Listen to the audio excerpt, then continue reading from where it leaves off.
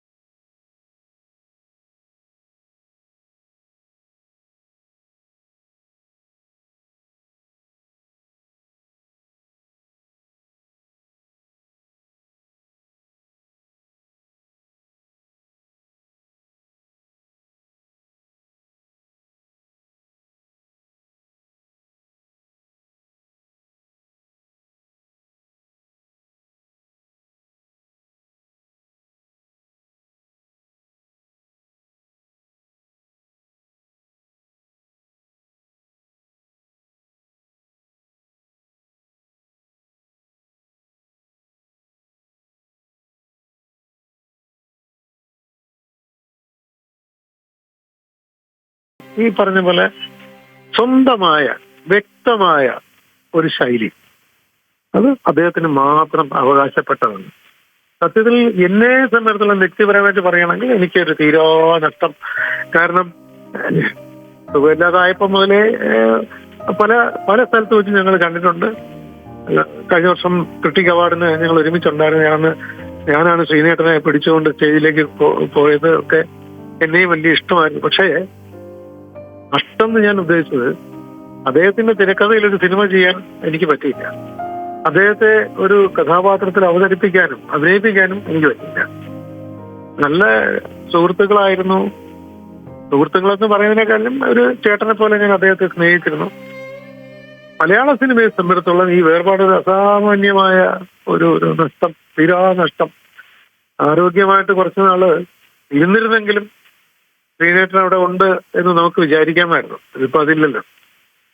ഭയങ്കരമായ നഷ്ടം, ഒരു രക്ഷയില്ല എന്ന് പറഞ്ഞാൽ ആലോചിക്കുന്നതോറും ആ നർമ്മത്തിന്റെ ശക്തി, പ്രത്യേകിച്ച് സന്ദേശം എന്ന് പറഞ്ഞ സിനിമയില് തീർച്ചയായും ഒരു വിടവ്, ആ ഒരു വിടവിന് നമുക്ക് മറ്റൊരു ആളെ വെച്ച്, മറ്റൊരു വ്യക്തിയെ വെച്ച് നമുക്ക് നികത്താൻ സാധിക്കുകയില്ല.